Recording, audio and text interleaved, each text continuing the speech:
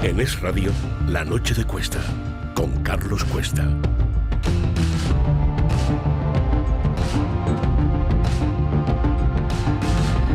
Bueno, pues vamos con uno de los 1000 temas del día, porque teníamos a Pedro Sánchez, que primero era totalmente anti-Israel, era pro-Hamas, yo soy pro-Hutíes, no sé qué. Estaba encantado, metiéndole el dedo permanentemente en el ojo a Israel, hasta que de pronto se encuentra de morros con un acuerdo de paz. Dice, ¿y ahora yo qué hago? Que va y resulta que todo el mundo occidental está respaldando de acuerdo. Nicolás Pascual de la Parte, ¿cómo estás? Buenas tardes, encantado de estar con vosotros. Nada, pues encantados nosotros. Bueno, total, yo estoy dando aquí una versión un poco novelada, pero para que la gente entienda un poco qué es lo que ha pasado. Claro, se encuentra con que directamente ni le invitan inicialmente al acto y claro, te has quedado fuera del mundo avanzado. Bien, mueve Roma con Santiago, que si Egipto, llámame, invítame, bueno, acaba consiguiendo que efectivamente lo inviten y allí resulta que Donald Trump le está esperando y le mete una sarta de sopapos mediáticos oratorios de muchísimo cuidado. A partir de ahí resulta que nos hemos ganado una amenaza de arancel. Por el camino que nos lo contaban ayer y nos lo explicaban ayer, ha habido incluso una traducción malintencionada de las palabras en el propio acto, que Donald Trump está imputando evidentemente a España. Él no dijo, lo estáis haciendo muy bien en referencia a España, sino al resto por apretarnos las tuercas, por no querer contribuir lo que tenemos que pagar en la OTAN. Pero cuéntanos tú, Nicolás, que seguro que tienes mejor información. No, lo que pasa es que la coherencia no es una de las características del presidente Sánchez. La coherencia, recordemos que cuando estaba en la oposición, en un programa con Evo, lo quiero recordar, dijo que había que suprimir el Ministerio de Defensa. Sí. Bueno, después quiso ser, o acarició la idea de ser secretario general de la OTAN durante la cumbre en Madrid, uno que quería suprimir el Ministerio de Defensa. Y ahora pues no cuentan con él para el tema de la resolución de los conflictos internacionales porque él se ha marginado y se ha aislado. Es decir, la coherencia no es lo suyo. Y eso en política internacional tiene un precio. Fíjate que cuando incluso en el comunicado que publica Presidencia del Gobierno después de la cumbre de Sharm el Sheikh, dicen que hace 3 puntos y uno de los puntos es que España seguirá el plan de paz de la Liga Árabe y de las Naciones Unidas sobre Oriente Medio. Y no dice nada de Trump. El único plan que existe de paz, bueno o malo, es el de Trump. Y sin embargo nosotros seguimos diciendo oficialmente, no reconociendo el plan de Trump, sino el de la Liga Árabe y el de Naciones Unidas, que coinciden en muchos puntos con el de Trump, pero no es el de Trump. ¿Por qué seguimos permanentemente enfrentándonos a Estados Unidos y enfrentándonos al presidente? Eso por un lado. En segundo lugar, tú no puedes pretender tener ningún papel de facilitador ni mediador si te enfrentas de una forma brutal contra el Estado de Israel, el Estado hebreo. Entonces, olvídate de tener ningún papel en Oriente Medio. Bueno, cuando tuvimos un papel fue cuando Felipe González, ¿te acordás? En la cumbre de Madrid, porque los árabes y los hebreos de entonces reconocían que España era un mediador fiel y un leal mediador. Hoy ha habido 2 declaraciones que si las cogías juntas, unas eran de Álvarez. Y dices, Álvarez tendrá un poco más de sentido común. Bueno, sí o no, como diría un gallego. Y Yolanda Díaz. Si unes las dos, que los dos forman parte del gobierno, cuidado, porque él en ningún momento ha hablado de Israel, solamente hablaba de Gaza, ha mencionado el tema de la Liga Árabe, y cogías las de Yolanda Díaz, que directamente ha pedido no hacer ni caso y no tener ninguna relación y romper toda relación con Israel. Y dices, a ver, señores míos, ¿cómo puedes pensar que vas a formar parte de una solución a un enfrentamiento entre Israel y una asociación, una organización terrorista que es Hamas en Gaza, si solamente estás reconociendo a los asesinos y no reconoces y no quieres tener relación con el otro que se tiene que sentar, que es el único Estado soberano y democrático que se va a sentar en ese proceso de paz? Correcto, Carlos. Es decir, que es de sentido común. Si tú quieres tener una función de mediador reconocido internacionalmente y facilitador, tienes que tener interlocución, capacidad de interlocución entre las dos partes. El gobierno de Sánchez ha elegido exclusivamente tener interlocución con Hamas, del cual recibe felicitaciones regularmente, y confrontar directamente con el gobierno de Israel. Evidentemente, el papel de España en Oriente Medio es nulo, porque efectivamente lo hemos querido así, Sánchez lo ha querido así. Ha apostado por el tema palestino, ha apostado mal, ha apostado a caballo perdedor, y ahora el caballo ganador no le reconoce ninguna capacidad de interlocución. Ayer nos contaban una historia que ha sido muy visual, todos hemos visto el vídeo famoso en el que sube Donald Trump, dientes, sonrisa, sube Pedro Sánchez, le coge del brazo, le pega un pequeño tirón y salen de esa reunión y todo el servicio de propaganda de Moncloa dice, maravilloso, un clima de entendimiento, de cordialidad. Bueno, resulta que por el camino filtran y dicen, bueno, se ha visto el vídeo y el vídeo era Where is Spain? Dice, sí, digamos, está claro que nos tenía en la órbita. Where is Spain? Where is Spain? Ni siquiera nos encontraba. Y dicen, y luego nos ha felicitado. Bueno, a mí la versión que me ha llegado es que lo correcto, y que de hecho está enfadado a Estados Unidos porque ya incluso se han utilizado imágenes del único encuentro que ha habido, y dice, vamos a ver, el Where is Spain era cachondearse de nosotros, más que de nosotros, evidentemente de Sánchez. La siguiente frase es, a ver si le convencéis de que tiene que poner el dinero que tiene que poner, por eso habla del PIB, porque es el gasto en defensa en porcentaje del PIB en la OTAN, y cuando dice la tercera frase, que es, lo estáis haciendo muy bien, se refiere al resto por estar presionando para que España ponga el dinero. Así es. Bueno, Moncloa lo filtra como diciendo que lo estáis haciendo muy bien, fue un mensaje al gobierno de España, que dices, a ver, no tiene ni pies ni cabeza, básicamente porque si te felicita como España individual, luego no te puede decir lo estáis haciendo muy bien. ¿Quién? España y quién más. ¿Vale? Pues, lo claro, Carlos, es que Estados Unidos no está en absoluto contento con España por el tema de la OTAN. Punto. Es decir, no hace falta interpretaciones muy esotéricas ni sofisticadas por Moncloa. Pero encima no te inventes una interpretación, que es que te van a pillar, es que por es ridículo. Supuesto, pues es que el trilerismo que utiliza en la política internacional, aquí proyecta en la política internacional, y eso tiene muy corto recorrido. El trilerismo en política internacional te lo descubren enseguida, y a este señor lo han descubierto claramente. Estados Unidos no está en absoluto contento con nosotros, pero lo más grave no es que Trump no esté contento con nosotros. Nuestros aliados europeos tampoco están contentos con nosotros, porque recordarás que en la cumbre de La Haya de junio pasado lo que se intentó es urdir una estrategia para fijar militarmente a los americanos en Europa y de alguna forma responder a las exigencias de Trump, con el famoso 5% en dos tramos, el 3,5% en inversión directa en armamento y el 1,5% en infraestructuras. Eso se hizo precisamente porque necesitamos tiempo los europeos para conseguir nuestra autonomía estratégica, 3 o 4 años como mínimo, y por tanto no podemos prescindir de la presencia militar norteamericana. Esa estrategia tan cuidadosamente construida por el secretario general de Naciones Unidas con los países europeos estuvo a punto de saltar por los aires porque uno de los miembros, Sánchez, no jugó y se rebeló contra esa estrategia. Si a Sánchez le hubiese seguido algún otro país, por ejemplo Bélgica o Italia, la cumbre hubiese sido un fracaso, seguramente Trump se hubiese enfadado y hubiese dicho que se acabó la pertenencia a la OTAN a cualquier otra cosa. Es decir, puso en peligro muchas cosas, y sobre todo la solidaridad, la misma existencia, de la OTAN, por una actitud infantil de marcar terreno de que no va a cumplir con el 5%. Como recordarás, en la fotografía se marginó y se parecía un secureta, un miembro de la agencia de seguridad, porque estaba al margen del resto de los líderes. Es decir, eso no es que es una afrenta a Estados Unidos, que también, sobre todo, fue una afrenta a los aliados europeos, que estuvieron a punto de ver cómo la estrategia, tan cuidadosamente diseñada, estuvo puesta en peligro por la política interna egoísta de uno de los miembros, en este caso de España. Claro, ahora el problema es que ahora estamos en una escalada, claro, porque Trump ha dicho, mira, o contribuís o os va a caer un arancel. Exacto. Que ha salido la Unión Europea a decir los aranceles no pueden ser individuales, cuidado, no pueden ser individuales, o sí, porque si identificas el producto y el producto es exportación nuestra, claro que te lo fastidia. Estados Unidos puede, no creo que sean aranceles, porque efectivamente la política comercial de la Unión Europea la representa la Comisión, sí. Pero Estados Unidos tiene muchas palancas, tienen muchísimas posibilidades de hacernos daño en muchos temas, de seguridad, estratégicos, comerciales, geopolíticos. Es decir, enfrentarte con el líder del mundo libre, con Estados Unidos, tiene un precio, y eso te lo harán pagar. No sé cómo, pero efectivamente hay que estar preparados para que nos venga encima. Si además te enfrentas al aliado principal de Estados Unidos, que es Israel, pues más a favor de aquellos que quieren dar un correctivo a España. Que luego nosotros ahí encima, Nicolás, tenemos un tobillo débil que se llama Marruecos, y en este momento es el principal aliado, porque es verdad que está contribuyendo con Israel en la lucha antiyihadista, es Marruecos. Entonces, cuando le tocamos las narices a Estados Unidos, se lo tocamos al motor económico mundial, al país más potente con el que podemos tener acuerdos dentro del bloque occidental, se lo tocamos a Israel, que es el principal aliado antiyihadista, y de rebote se lo tocamos a Marruecos, que como Marruecos empiece a tantear que tiene el respaldo de Estados Unidos e Israel para hacernos algo, a lo mejor mira hacia Ceuta y Melilla. Claro. Fíjate además que el cambio irresponsable que hizo Sánchez hace unos años con respecto al Sáhara, sin consultar con nadie, ni con el partido, ni con el Congreso de los Diputados, ni con la opinión pública, reconociendo el plan de autonomía para el Sáhara de Marruecos como la solución más seria, más fiable y más factible, le podía haber dado una chance para negociar con Estados Unidos, que ya había reconocido anteriormente este estatus de autonomía para Marruecos. Es decir, tenemos un terreno en común. Es más, muchos interpretamos que ese viraje de Sánchez, que fue totalmente nocturno y con alevosía, como quieras, era precisamente para congraciarse no solamente con Marruecos, sino también con Estados Unidos.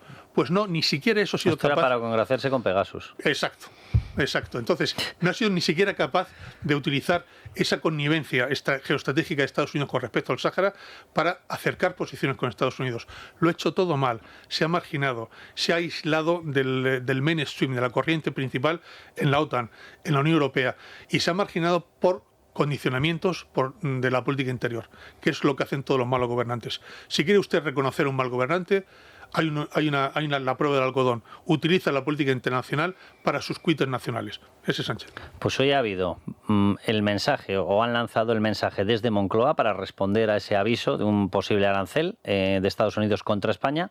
Ha habido dos posicionamientos. Uno directamente desde Moncloa, diciendo no pensamos llegar hasta el 5% exigido en gasto militar para defendernos de Rusia en la OTAN. Con lo cual está claro que van al choque. Y ha habido un segundo mensaje por parte de Álvarez, que lo está recogiendo el diario ABC. Leo literalmente el titular. Álvarez defiende a España desde China como un aliado fiable de China, como un aliado fiable ante las críticas de Trump. Los argumentos que además propone Sánchez para no cumplir con el 5% son ofensivos para el resto de aliados. Dice que él, como tiene que mantener el estado del bienestar en España, no puede invertir en defensa. Como si los demás países europeos no tuviesen estado del bienestar, como si fuesen países africanos. O sea, el estado del bienestar de Dinamarca o de Alemania o de Francia es más generoso que el nuestro. Y ellos no ven incompatibilidad entre invertir en defensa y mantener el estado del bienestar. El único que ve la incompatibilidad es Sánchez. Pero es más, cuando dice que con el 2,1% o el 2% es capaz de cumplir los objetivos de capacidades fijados por la OTAN, significa que está diciendo que el resto o son tontos, o son manirrotos, o son corruptos, porque necesitan el 5%. Es decir, él es el único que lo puede hacer con el 2% y es el único que tiene un estado del bienestar que mantener. Es ofensivo para el resto de aliados. O sea, que no nos damos cuenta lo ofensivo que puede ser decir que son los argumentos en los cuales se escudo para no cumplir con su obligación del 5%. Pero y luego ya lo de Álvarez, o sea, que tú, ¿te parece que tienes poco enfrentamiento con Marruecos, con Israel, con Estados Unidos, con los propios miembros de la OTAN que están hasta las narices de que estemos intentando escaquearnos sistemáticamente de la aportación común que nos corresponde? De la propia Unión Europea, porque ha tenido que salir desde Alemania a corregirnos en lo que estábamos diciendo sobre genocidio, no genocidio, con el tema de Israel. ¿Te parece poco? Y entonces aprovechas que estás en China para decir que tú eres un aliado fiable de China. Y además, por si acaso había dudas del contexto, dices abiertamente por parte de Álvarez que es para fastidiar a Trump. ¿Y esto es para relajar? No, en absoluto. Esto lo único que hace es, si hay una cosa sensible para Estados Unidos, lo sabemos todos, es el frente Indo-Pacífico y en concreto China. Cualquier aproximación internacional por parte de España, sin contar con la Unión Europea, sin contar con Estados Unidos por libre con China, va a tener sus consecuencias. El problema es que yo creo que Sánchez, y en este caso Álvarez, no entiende las relaciones internacionales. España no tiene masa crítica para tener una relación de igual con China, de tú a tú, en pie de igualdad. China es una grandísima potencia, es la potencia del siglo XXI junto a Estados Unidos, y nosotros somos una potencia media, que somos algo dentro de la Unión Europea y dentro de la OTAN, pero fuera no somos un interlocutor en pie de igualdad con China. Por tanto, China, ¿qué interés tiene en España? ¿El mercado español de 50 millones? No. China tiene el interés de España utilizarla para proyectarse en América Latina, para ser el trampolín en el grupo de Puebla, donde Zapatero y Sánchez sí tienen algo que decir, y en Iberoamérica. Y eso lo vendemos, esa capacidad nuestra de penetración, ¿a cambio de qué? De la presunta establecimiento en España de fábricas de baterías de litio y de coches eléctricos que todavía están sin confirmar. Y fíjate, Nicolás, que estás detallando la parte comercial, por decirlo de alguna manera. Mi sensación es que el principal interés de China, más allá de las cuestiones comerciales, que seguro que las tiene también, es la de fraccionar a la UE y fraccionar a la OTAN. Es decir, nos está utilizando como un caballo de Troya. Y allá que va Álvarez a demostrar que sí, soy caballo de Troya, pero con gusto. El objetivo estratégico de China, además lo dicen ellos, no lo ocultan los chinos, por otras cosas son muy secretistas para esto, ¿no? Es dividir a la Unión Europea de Estados Unidos. Y dentro de la Unión Europea dividir a los países entre sí, evidentemente. Y nosotros estamos jugando en esa dimensión. Una cosa es tener buenas relaciones con China, que yo soy partidario, evidentemente, tenemos relaciones comerciales, relaciones industriales, es decir, China es un gran mercado, tenemos una gran presencia de empresas españolas en China que hay que proteger y hay que fomentar, pero no a costa de vender tu alma al diablo, es decir, no a costa de traicionar tu pertenencia a la OTAN y a la Unión Europea. Insisto, España está jugando aquí por libre, pensando que lo puede hacer, y no se da cuenta que China nos está utilizando para sus propios objetivos a cambio de promesas de inversión que habrá que ver. Y en cualquier caso, no podemos jugar con China en pie de igualdad, porque no estamos a su altura. Y por tanto, si no vamos respaldados con la Unión Europea o con la OTAN, China nos va a utilizar estratégicamente, seguro. No quiero que cerremos la sección sin hablar de una cosa que ha ocurrido. El acuerdo, se firma el acuerdo de paz para la Franja de Gaza, se firma en Egipto, y mientras se está firmando, pero ya con el plan totalmente detallado y supuestamente con el respaldo dado por parte de Hamás, Hamás aprovecha que efectivamente las tropas de ocupación israelíes que estaban combatiendo en la Franja de Gaza por la guerra de Gaza se retiran, dejan un vacío de poder, todavía no ha llegado una fuerza internacional y Hamás aprovecha ese periodo en el cual se vuelve a hacer totalmente fuerte porque es la dictadura implantada allí de una organización terrorista y asesina desde 2006. Una depuración. Y lo aprovecha efectivamente para hacer una depuración, sacando a palestinos de sus casas, Tremendo, matándolos en público, subiendo los vídeos a las redes para dejar claro que si os pensáis que yo voy a perder la fuerza aquí, lo lleváis claro. O sea, que a nadie se le ocurra desafiar mi poder, que si no lo que os va a pasar es esto. O sea, Hamás no solamente se especializa en matar judíos y israelíes, sino en matar también palestinos. El mayor enemigo del pueblo palestino es Hamás. No solamente lo ha sometido a una dictadura, no les ha protegido, los ha utilizado como escudos humanos. Hemos descubierto que en los 500 kilómetros de túneles que se habían horadado en la Franja de Gaza no había ni un solo civil palestino, sino que eran para la protección de los comandos y de los activistas de Hamás, mientras que los civiles estaban en la superficie expuestos a los bombardeos israelíes. Escudos humanos. Escudos humanos. Y ahora, antes, como ve efectivamente que existe la posibilidad de desplegar una fuerza internacional de interposición en Gaza, antes de eso lo que quiere es limpiar a cualquier adversario dentro de Gaza, acusándoles de ser pro-israelí. Es una acusación no probada de ninguna forma y está haciendo una depuración y unas matanzas que lo estamos viendo por televisión en tiempo real. Eso es Hamás. Es una organización terrorista sin ningún tipo de consideración por los intereses del pueblo palestino. A ver si nos damos cuenta de esto. No ha habido, Nicolás, ni un pronunciamiento de los flotillos, no, claro, ni un pronunciamiento de los partidos que respaldaban a los flotillos, ni un pronunciamiento del gobierno, ni un comunicado de crítica por parte de una de estas organizaciones, miles de las que tienen tuteladas, pagadas, me imagino, favorables a Hamás. Ni una sola mención. Están los vídeos colgados en las redes por todas partes porque ellos han querido colgarlos, para que se vea que efectivamente están dispuestos a mantener un régimen de terror. Exacto. Para mandar el mensaje de que nosotros mandamos en Gaza y se vaya o no se vaya el ejército israelí, nosotros vamos a tener la capacidad militar de imponer nuestro orden y nuestra disciplina, que va a ser militar y va a ser la de Hamás. Realmente es grotesco que eso no se denuncie internacionalmente. Hamás ahora se encuentra en el momento más débil de su historia, no solamente porque Israel ha acabado con la cúpula militar, incluso con la cúpula política, sino porque ya no tiene abogados, no tiene financiadores. Antes era Irán no está para financiar a nadie, antes eran otros países del Golfo, incluso en algún momento podía ser Turquía, pero ahora mismo no tiene a nadie.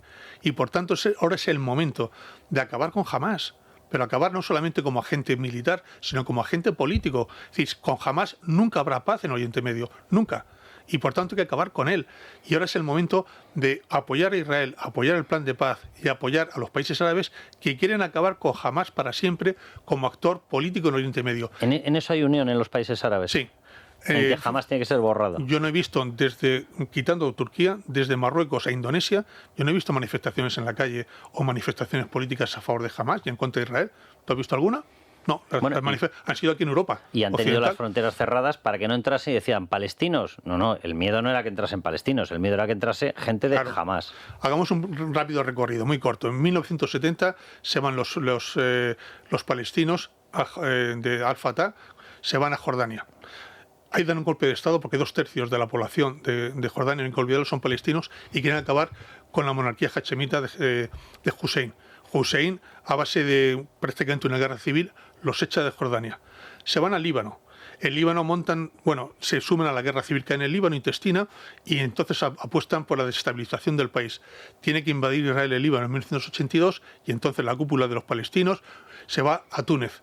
Siguen apostando por el terrorismo y la aviación israelí tiene que bombardear los cuarteles generales de Túnez. Es decir, el mundo árabe tiene la experiencia de que allí donde van los palestinos comandados o bien por Al-Fatah y ahora por Hamás, es una fuerza de estabilización brutal y por tanto no los reciben en ningún sitio. Egipto no recibe a ninguno. Ha cerrado su frontera a cal y canto, tampoco lo recibe Jordania ni ninguno de los vecinos. Es decir, ellos saben perfectamente que los palestinos, desgraciadamente hoy día, están secuestrados por organizaciones terroristas absolutamente implacables, y por eso no tienen ningún interés en acomodarlos ahí. Nicolás, que un placer. Un placer es mío y nos vemos cuando quieras. Sí, nada, yo encantado, porque además con todo el show que nos monta, cuando no es Álvarez es Sánchez. Desde luego no nos faltan materias para comentar, Carlos. Bueno, pues mañana estaremos muy pendientes. Hoy se ha librado, se ha salido el balón, ha rebotado en la escuadra, palo, y ha salido justo por fuera, y se queda fuera de prisión preventiva José Luis Ábalos. Mañana le toca a Koldo. Las informaciones que llegan son que toca palo, pero va hacia adentro. Veremos qué es lo que pasa. Ya saben, viva España y viva la libertad.